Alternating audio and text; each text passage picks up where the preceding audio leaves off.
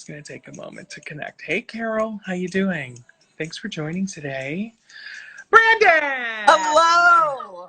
How are you? I love you got the music going on. Oh, yeah, it's a little dance party up in here. It's Dua Lipa. Do you appreciate her? You know what? The song that you're playing right now is the only song that I know of Dua Lipa. Me too. I feel like my consumption of music has changed in the past like 5 to 10 years, where I really become like, where I hear a song in passing and I'm like, who is that? Yeah. And with her, like, I've seen fellow gays on my social media feeds who are younger and more attuned to certain things than I am, where I'm like, tell me more about the Dua Lipa. What does she sing? What does she do? So then I investigate and I download maybe a song, because I still use iTunes. I'm like maybe the last person, I don't know. I do too. I'm like, I like my music, I guess, piecemeal these days, where I'm just like, give me one song here, one song there. Although, I mean, I feel like I still buy some albums. I bought a very, do you know Brendan McLean? Yeah, actually. He had a song that came out this week that I'm obsessed with, that I like, is like my jam of the week. Oh my gosh, I'll check that out. Yeah, it's been a minute for me and Brendan, but yeah, I'll check it out. I love that you said that about iTunes, because I still use iTunes. I don't have Spotify. I don't have any music service. I don't have Apple Music. But see, I don't like that Apple Music, like, it really just controls everything. So it, like, when they're like, we're done, they're like, iTunes, goodbye. And I'm like, but I value iTunes. I like it. It works for me. So yeah, no, I hear you. I hear you 100%. Thanks so much for joining today. Of course. I'm not doing anything else. Oh my gosh. It's so funny. I'm going to give you a little bit of an intro music, and I think you'll appreciate it. Okay. And Brandon Snider, welcome to Your Friends. You're my Wonder Woman today, Brandon. To me, you're Diana Prince. I wish I watch. I've changed. Oh my God! If only we had thought it through more, we would have rigged it so when you turned around, you were in a full gold lame. The other day, like I only have like 3 wigs, and they're really shitty. They're just like old. One I bought when I was doing like Peter Brady in a comedy sketch like 1,000 years ago, and it's just like this black curl thing. And then I have like I don't have any good wigs, so I would have had to have. The other day though, I almost bought a rogue wig. I was like, you know what? Maybe I'll start doing. I keep thinking, I'm like, maybe I'll start doing characters, and then I start to do something, and then I'm like, I don't know. And I almost bought a rogue. I was gonna do like a really country rogue from the X-Men, and so instead of being like, because she's from like, she has like a nice southern like, "Hi, sugar," but I was gonna do rogue as like just a backwater princess. So like, but I wish I had like a Wonder Woman wig. I could have done a whole situation. I'm sorry. This is my fault. I think it's hilarious though. The phrase rogue wig is so hilarious to me. Yeah. Like, that would be a good drag name, don't you think? Rogue wig. I like that. Rogue wig. You can buy them. They're like $20. You can go on Amazon and buy like a wig with the white stripe. Yeah. Like it's like not even hard. I was like so happy. Yeah, I have to pause and say hello, Lynette Romero. One of my favorite people just joined us. We love Lynette Romero. She's a national treasure. That's what she is. I saw a couple people that I know pop through. It's very exciting. This is like kind of like I'm breaking my seal with Instagram Live. In my brain, I think like at certain times, like, should I just do it? And then I accidentally click on somebody else's, and then I'm like, no, bye. I didn't mean it. I didn't mean to do that. I didn't want to be in here. Because I can't just be a voyeur. I can't. Well, it's hard. Or nothing. It's hard to be a voyeur when you're a star, Brandon. That's how I feel about it. Well, it's true. I mean, it takes one to know one. You know what I'm saying? Oh my! All right, Brandon. Here's how it goes down. That's hilarious. Here's how it goes down. Jim Lanahan and Friends is the 10 same questions for all of my friends. So everybody gets the same 10 questions. There are no right or wrong answers. You just answer them as you like. And then, you know, we'll kind of like segue into other topics, I'm sure. Question number 1. Oh, I hate when the sound effects don't work well. Question number 1 is, what's your name? Where'd you grow up? And where do you live now?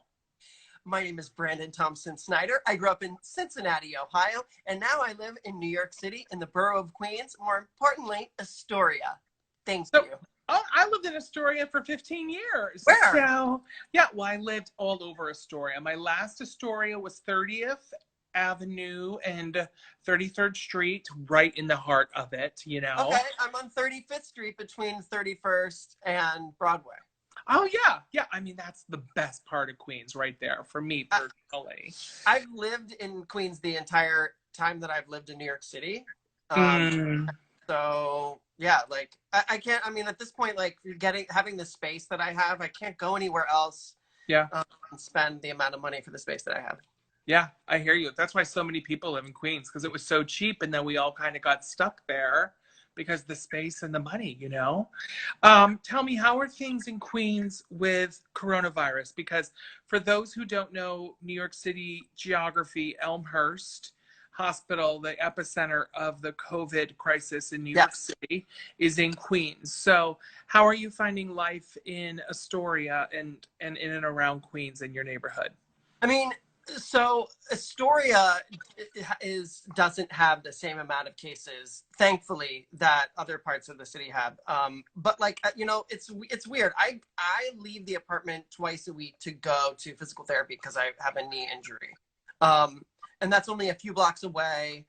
There are a lot of people out still working. I mean, like, not at the places that are closed down, but like, you know, Astoria has a bustling population. Like, there's a lot of people here and a lot of people who are just like trying to like make ends meet. So there, I feel like I see more delivery people and people in service industry. It's just a weird vibe to be in a big city. I mean, I guess I would have to say that being in New York City is a comfort, as big as it is and as much drama as it attracts. I feel comfortable here, you know. But yeah, I mean, it's just a weird thing to be on the street and everyone's wearing masks and there's an uncertainty in the air. Everyone's talking about it. Everyone's like engaging about it, like every single day.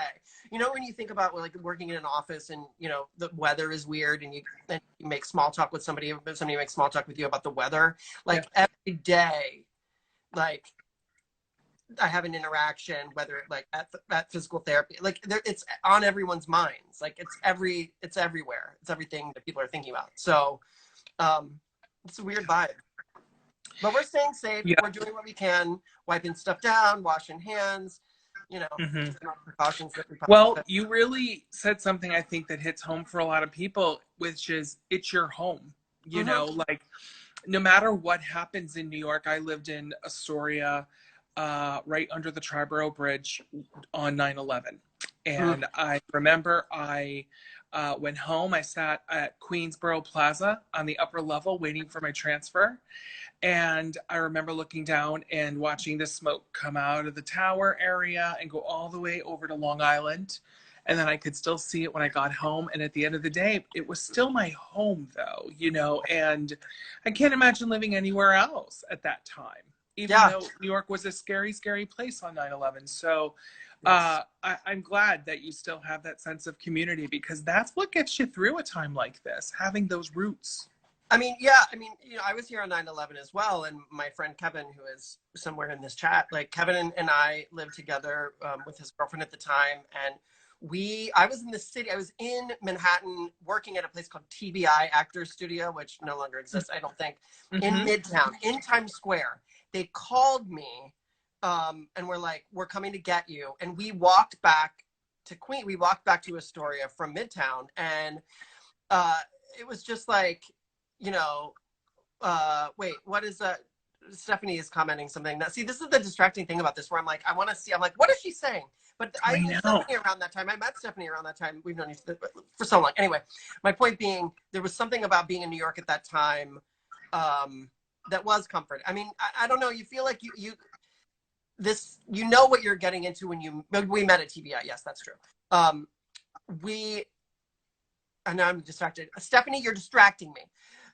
Stephanie, please. It's like you know, Brandon, she's my Gelman, right? So like imagine I'm Kathy Lee, you're Regis, and she's Gelman. She just keeps butting in, but we love her. I'm gonna start doing Dana Carvey doing Regis Gelman.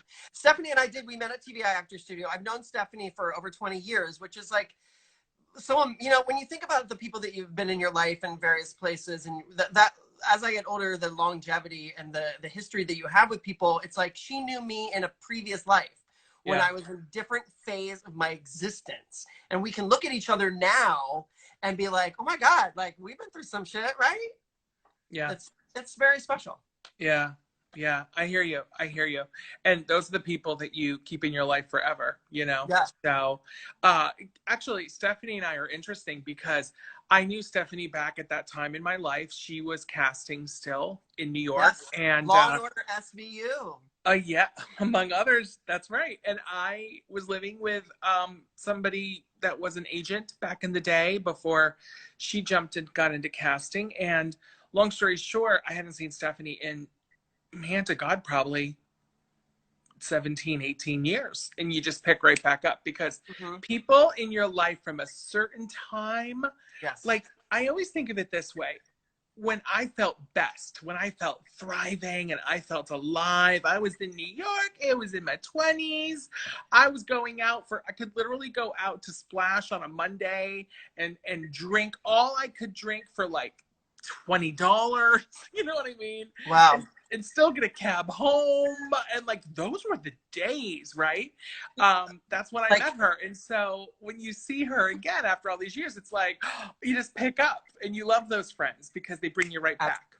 Absolutely. I mean, at the time, see, I did not have that experience because I wasn't even out back then. If I wasn't out in my early days in New York, and like, I still partied and I definitely had a good time, but like, you know, it's weird. So Stephanie and I, when we reconnected, we talked about like our journeys and about like just sort of like how far we've come in like accepting parts of ourselves. And it was really special. And Stephanie too, like, well, I was out in California in the fall and we got together and she took me through Netflix, and it was like, she's just like an advocate for people, which I also really like, you know, she believes in people. And I really, she has a very special place in my heart. Yeah. No, she's awesome. Question number 2. Oh God. Describe yourself in 5 words or less. Let's see. Hairy.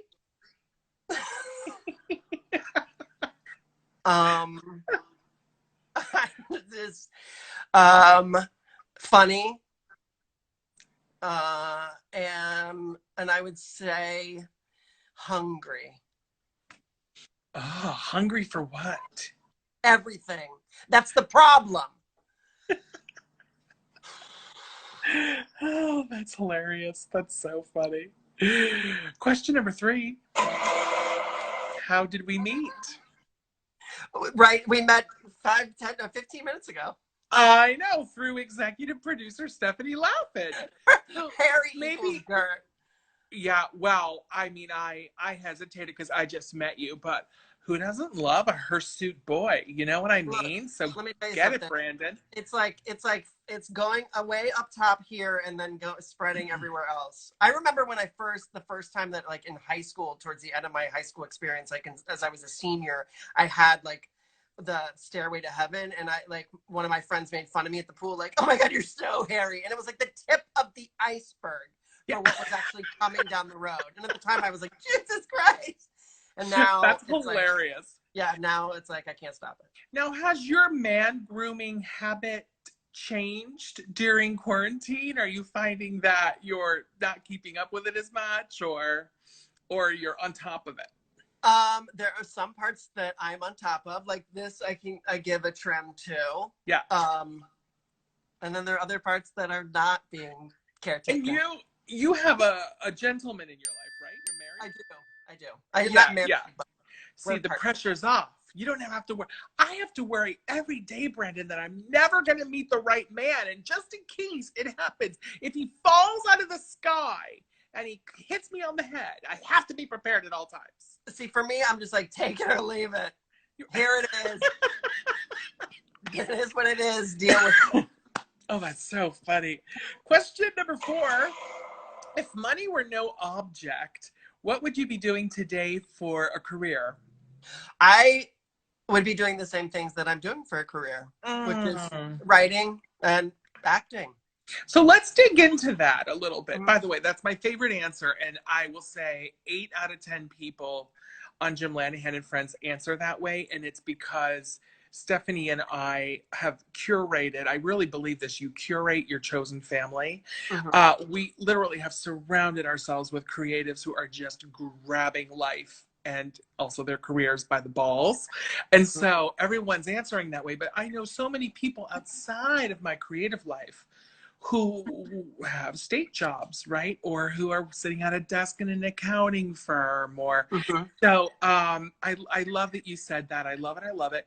Let's talk about you writing. So you wrote a book called The Dark Knight Manual. Yes. I apologize. I'm looking away because I want to get it perfect.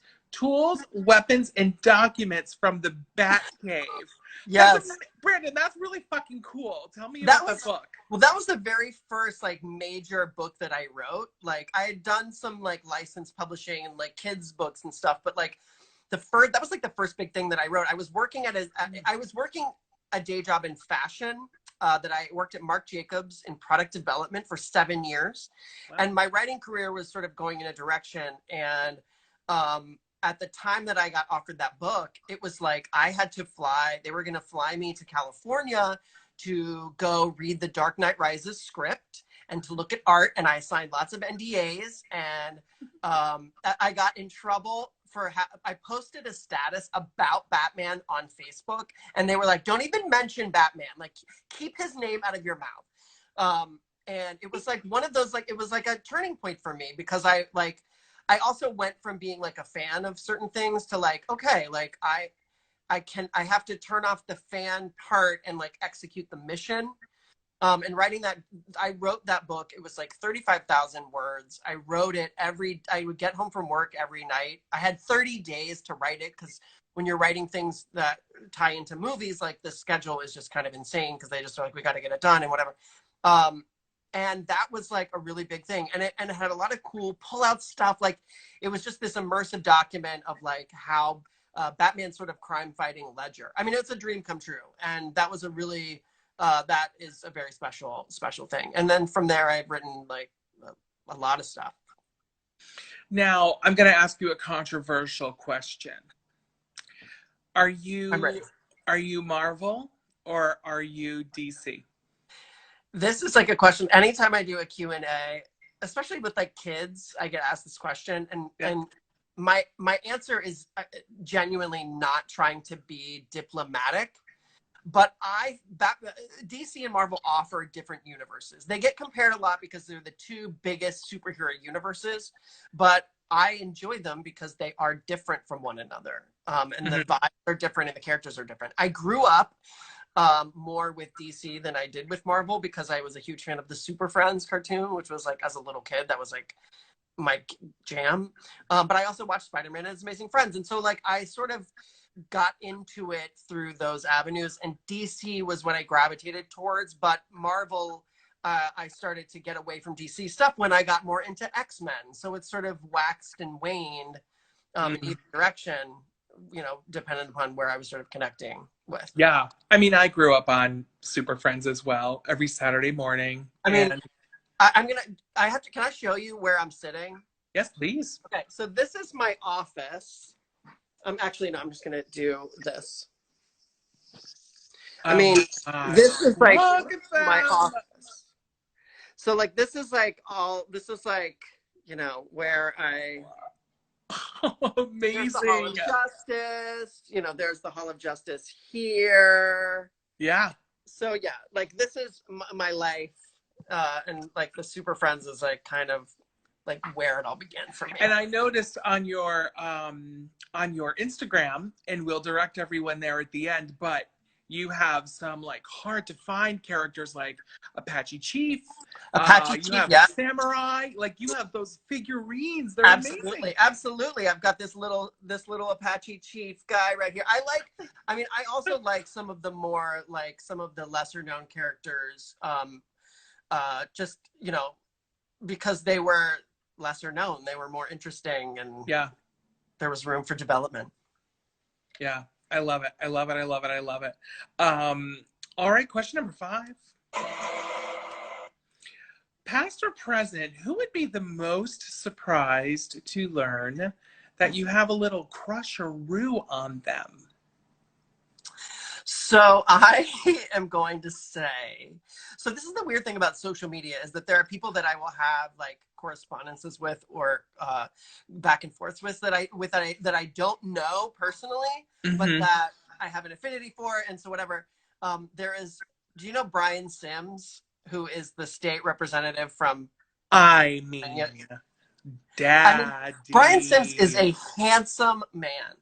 And I have to say that Brian Sims is somebody who I have a crush on. And anytime if I tweet something and he like responds to it, or, you know, we have this, of course, Stephanie is saying that they're friends because Stephanie knows everybody. Brian Sims is like, whenever he'll be like, hey, Brandon, or whatever he says. And I'm just like, Brian, I'm going to donate to you. I'm going to give you money, Brian. Crazy. Yeah, like there was something that he tweeted at me. I don't know. He tweeted he posted an old picture of himself on Twitter, and I responded, and he's like, let's see yours. And I'm like, Brian! Oh my God. Honestly, he is dreamy.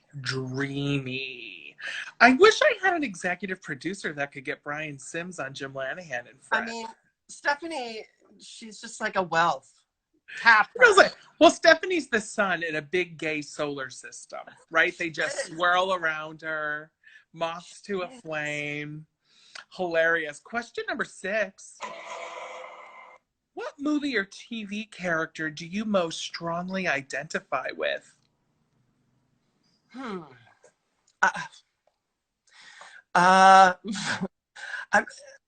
feel like it's like, I mean, there are times when I feel like I mean, on a good day, Blanche Devereaux.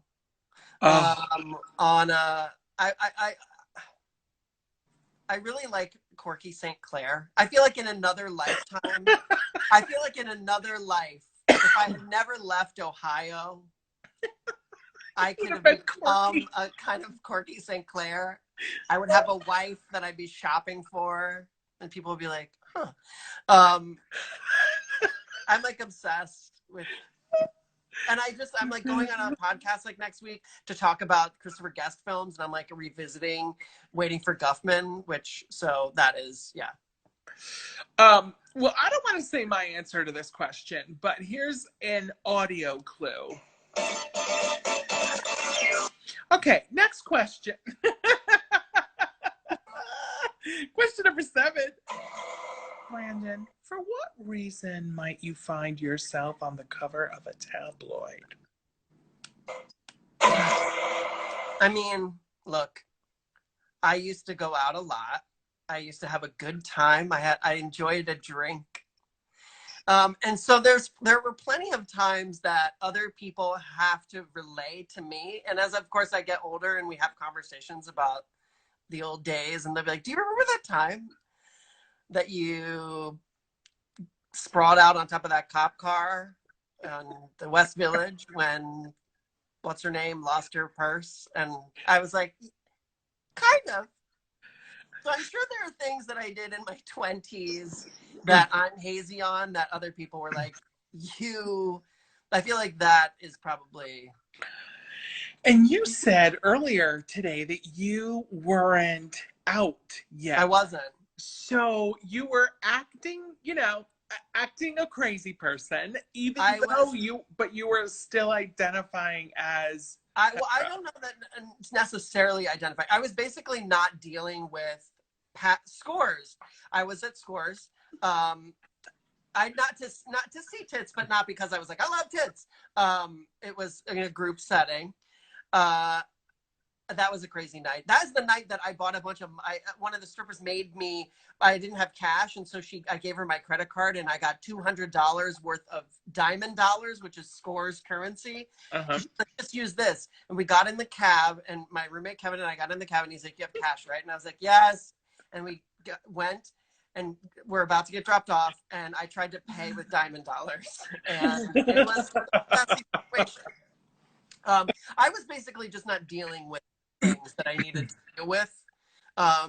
And it wasn't until I was on the other side of, like, I quit drinking years ago, and I was basically like, I should deal with these. I had to identify why I had such a poor self-image, and so I sort of like, it wasn't until I like unpacked things that occurred in my younger days that I was like, oh, no wonder I was out a lot, because I was basically like, I can't be at home by myself because I will have no choice but to deal with myself. So it's easier if I'm just out having a good time. And some of those good times were great, and other times they were not. Yeah, no, I hear you. A lot of people sublimate or replace one thing with another, so happens a lot. Yeah. Speaking of one thing or another, white meat or dark meat? Dark meat. Dark meat, yes. Yeah? Why the dark meat? I think white meat can be dry. Yeah. I like a juicy piece of dark meat. I do too. And I'm also referring to my dating life, Brandon. It's true. What's your favorite curse word? Lately, I have been partial to asshole, or actually dumb fuck. Dumb fuck. Like, with regard to like Trump, and with like Trump supporters, like there's just a lot of dumb fucks. Interesting. Trump is an asshole. I also like saying asshole as it refers to like an anus. Not that you're actually referring to specific things, just being like asshole, like just like trying to conjure up a very specific graphic image that is off-putting. Well, one of my favorite things about cursing is how you can make any word into a curse word. It's all about intention and delivery. So I hear you. And conversely, you can take any curse word and kind of deflate it and just use it like lately I'm calling everybody in and out of work betch, B-E-T-C-H. And the other day I was like, I shouldn't be calling like my production manager like, hey batch, he's like a straight batch. But yeah, I mean, but I think with intention everyone gets it, Yes, I'm currently writing a book for middle graders and trying to create my own like substitute curse words that the characters have created. Like, and it's difficult because every time I try to come up with something that I think is clever, I look it up and I'm like, oh, children have already created this. Yeah. So like, I'm like trying to find like creative ways for that, because I'm like, there's a really emotional moments where these like certain characters are like, and I can't say fuck. So what do I say? Yeah. I know. And I think the older we get, the less flexible we get around language. Like, you remember when you were a teenager, like you picked up like verbal cues and combinations, like and even in my 20s and early 30s I was still doing that. And now that I'm in my 40s, I'm like, well, I have to think twice about like, how do the kids speak? It's a different thing. I will say, like, writing for younger readers, like I have to be aware, like I can't go into it being like, there are times when I write certain things and I'm like, does this sound genuine? Because I'm not 10, I'm not 12. So I rely on, my editors and people to like, and I tell, we have conversations where I'm like, I need a young person to read this manuscript. Yeah. Please. Yeah. Hey, before we go to the next question, one of the things that Stephanie told me that you've done is you've, and I'm going to ask high level and let you dig in. in some of your writing, you've introduced characters on the LBGTQ spectrum in ways that they had not been previously introduced. So tell us more about that, because I think it's really important. So I wrote a 2-volume middle grade novel series that tied into Avengers Infinity War and Avengers Endgame. And for the second book, the first one was set in space. The second one was set on Earth. And it was one of those things where, you know, when you're given a project like this, like, you can only do so much within that world, because the main story is being told in the films.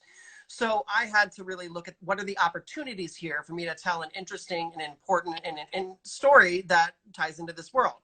And one of the things that Marvel was keen on, and my editors at Little Brown, Mary Kate, was really keen on, it was introducing new characters to this world. And I didn't ask permission. And I was like, these are the opportunities that we have. So we're going to add some color to this world. And, you know, it was also a situation where it was like, if they said no to the characters that I wanted that I was introducing, you know, I didn't ask permission. I wrote them in. They were who they were. If they said no or was any pushback, like, it would be very clear that they knew that they were saying no to very specific things. And so it kind of, I'm not saying that I didn't try to put them in a situation, but, you know, these were characters that were interesting and engaging. So we knew that they would be saying no to certain things that other people do say no to in the business. But it was really special. And, you know, they exist in that world. Who knows if they'll ever pop up again. But it was really special. It was really special, that an opportunity that I was really, really grateful for.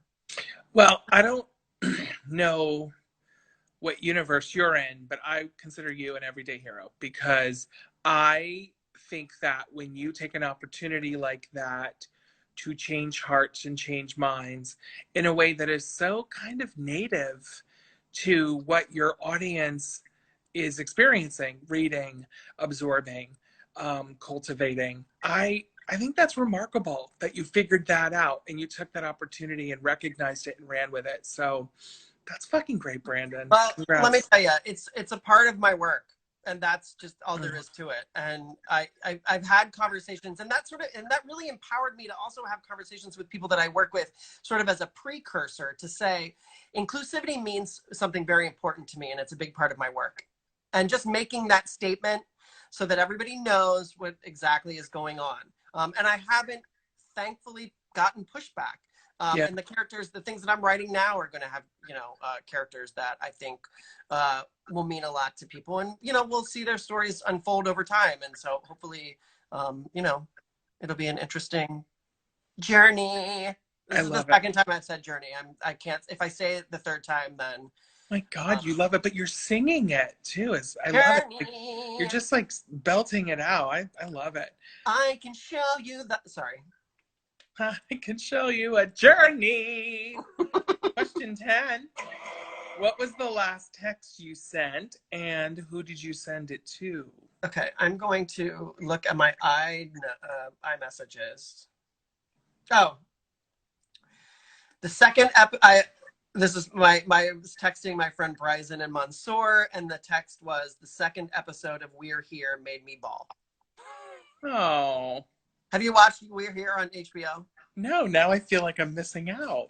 It's Bob the drag queen, Shangela, and Eureka going to small town America to do a drag show and put locals in drag. And it's more than like, it's not fluffy like a makeover show or something, but they like the stories of the people that they meet. There was one on the second episode that was really, I mean, you know, we take for granted living in New York City, where there are so many different types of people in so many different worlds, and working in the entertainment business, and you're around people. But like people in small town America, they're the gay guy in their town. They are met with really shitty people that don't respect and treat them with kindness. And so when you see these people thriving and you see them like, you know, embracing who they are, it's really really powerful. I know a lot about the show because I love them, and I heard an interview they did recently with Ross Matthews, and one of the things that Eureka told Ross was she also had no idea how impactful it would be on her. Mm-hmm. She felt very much like, yeah, we're coming in to like save these people, but at the end of the day, she's very much feeling like she was saved by those people as well. So absolutely. And I can't wait.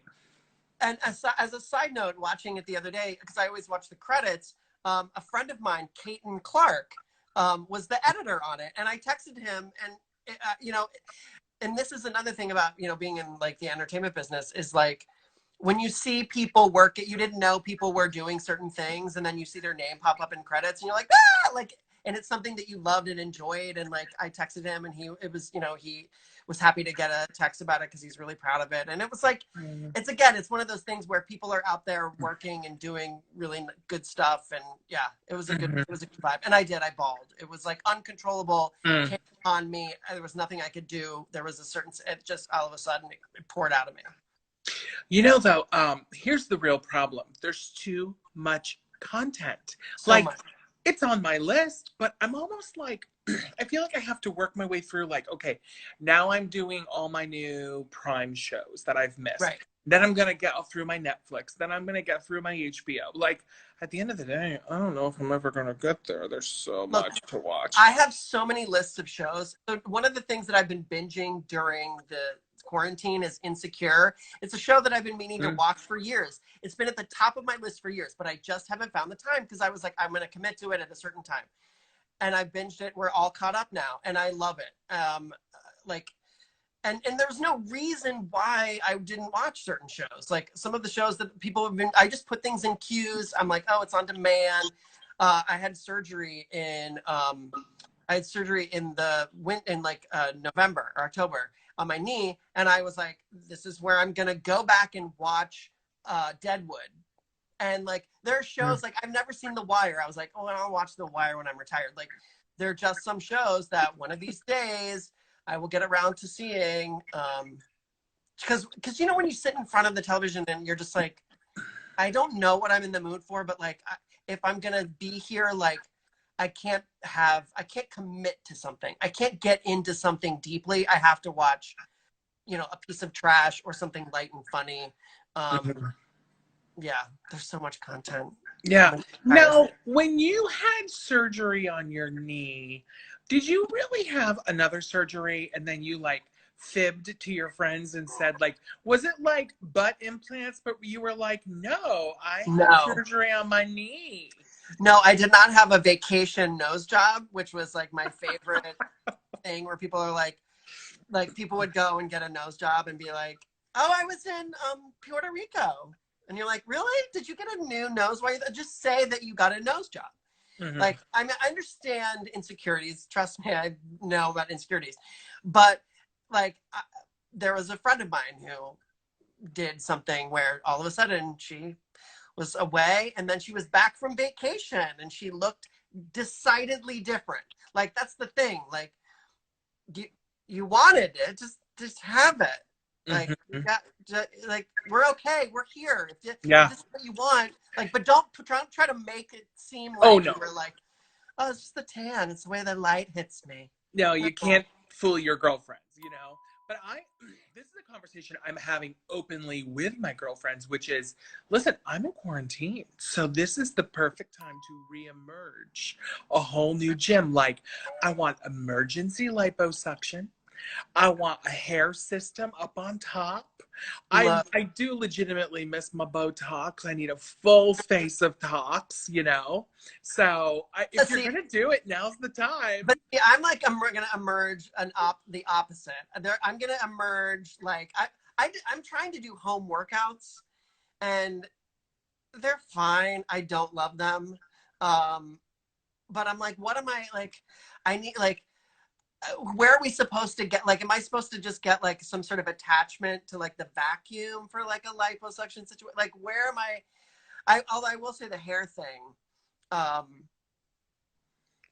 think about hair. I'm like, you know what? The next like national commercial that I book, I like to think, I'm like, if I do like a spokesman gig, I will buy myself some new hair. That's like something that I tell myself. Like, if I book this, maybe I'll buy myself some hair. Now, plugs or a system that glues on? I have I have neck hair that I don't need. And I know that that's a harvesting area. Yeah. So if they want to take that neck hair and put it here, I'm fine with it, as long as it doesn't look, as long as it makes sense. Yeah. I mean, I feel like I'm like maybe a year away from shaving my head, because like this is my hair, like, oh, my hair, but like this is very thick. The back and sides are extremely thick. So but like my headshot has hair. It's like really more about like, when will this headshot have to change? Yeah. Yeah. Well, I'll tell you, as someone who does the shave, I love how like clean it feels, because I was someone that always had product in my hair, and like I actually love how like I just wake up and do a little like wipey wipe, and I'm good to go. It's so easy. I mean, I'm just like, yeah, it'll happen. I'm like, I'm already there. I was having a conversation about hair loss with somebody recently, and they were talking about like, we were talking about how like, you know, when women go through chemo and they lose their hair, it's like a big deal, or men too, but like, you know, I specifically have a friend of mine, and I was like, with men's hair loss, it's kind of like a mourning period that happens over an elongated period, right? So it isn't just like this one thing. It's like, this began in my 20s, and slowly, and then one day you're like, what happened? Yeah. And one of my partner's friends does hair and is an esthetician, and he, for a period of time, would, every time I see him, want to talk to me about, because he is bald, and then he got a piece and has a full head of hair, and it looks great, but he's like really trying to do the upsell, and I'm like, I cannot hear this again. Like, I cannot have you upsell me. It's a lot of upkeep. People have to get it glued, and like, I'm like, just, I've already mourned my hair loss enough that unless I get a gig on a TV show where they're like, would you get it? I'm like, yes, you're paying for, yes, we'll do it. But otherwise, I will tell you, the only thing I miss about the hair is the accessorizing of the hair. I miss like barrettes. Well, no, I miss more like, oh, today I'm going to comb my hair this way, or maybe I'll get highlights, or like, I miss the style of it. You know what I mean? Yeah, I see that, Stephanie, laughing, and I don't think anybody should go to the Roth. Who's Jordan Roth? Well, it's a hair situation that she's referring to. He's a producer and a fashion personality. But yeah, I kind of want that glue-on one, because I could get it like short and then like hair on the top. And, like, I mean, it looks good. I've seen people. It looks really good, and I know more than like 2 people that have it. But I like the upkeep for me, and the financial thing of like getting a good one, and then having, you know, once a month getting it glued down for like $200. Like, I don't know. Yeah. But then I think to myself, I pay more for my Botox. Like, what if I just switched it over to my hair system? You know, I mean, you could. Yeah. How often do you have to do Botox? I do my Botox every 3 to 4 months. I do Dysport. It lasts a little longer than Botox in the muscle. And I get it all over here, and I get it here. And for a long time, it all ties in, because my friends were like, you don't need Botox. Everything looks smooth. But I honestly said, listen, I'm all forehead. This has to look good for the next 20 years. I don't have the option to grow out a bang, but what if I glued bangs on? You know, so anyway, something to more think to about. come. The next time you see me, I might have like a full Fabio head of hair. It's a hot look. I'm not gonna deny it. I mean, do what makes you happy. Exactly. Here's the bonus question. And we have a special bonus question from you. I pulled it from a book called LOL, a keepsake journal of hilarious Q&As. It was written by a man called you. He sounds incredible. The bonus question is, what would you do if you walked in on a celebrity using the bathroom? Well, first of all, it depends on if it was a number one or number two. I would probably do what I would do in any situation, but say, excuse me. And then I would shut the door and then go tell my friends that I just walked in on, you know, Candy Burris. That's the first person that I thought of. I just walked in on Candy Burris in the bathroom. Somebody sent me a meme of Candy Burris. Wait, Dr. John Paul, did you walk in on Candy Burris in the bathroom?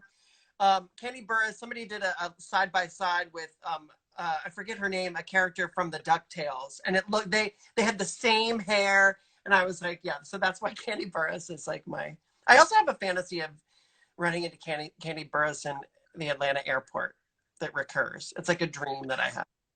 For me, true story, I was at an opening night of a Broadway show. It was a situation where it was a very fancy restaurant, no men's room, no women's room, just one room. And I found myself in a stall between two people that I'm pretty sure one of them was having a full transaction, if you will. I don't know what was happening in the other one. I was just in there because it was a unisex. There was no urinal. So I was in there doing a number onesie. When I came out, I was washing my hands. And you know who came out of those stalls? 2 of the 4 Sex and the City girls. Wow. And I'm not going to say who they are, but I will say they were not SJP and they were not Kim Cattrall. Okay. I'm going to do the math on that later. Mm-hmm. So I'm not going to say that Cynthia Nixon was dropping timber at a Broadway opening, but I'm not going to say she wasn't. Do you know what I'm saying? You know, I believe it was Little Orphan Annie that said, when you got to go. You gotta go. You can't hold it in. Literally, it could be uncomfortable, you know? Look, sometimes you gotta go at the Home Depot on 23rd Street. I mean, I don't know anyone that's ever happened to, but when you find yourself in trouble, you make decisions. That's so good. That's so good. I mean, I don't know about you, but I think all New Yorkers do this. You know where there's a bathroom every 10 blocks. There used to be an app. Yes, there used to be an app. I'm sure there still is that that let you know where all of the bathrooms that you could use are. Yeah. No, truly. Because from literally like Central Park down to Houston, I used to have in my head where every bathroom was, because you never know. You want to know what's happening now, Brandon, with quarantine. I will often go up and see my mom. She lives in assisted living, and all of the bathrooms are closed. I can't go in her facility because it's on lockdown. I went to Starbucks, their bathroom was on lockdown.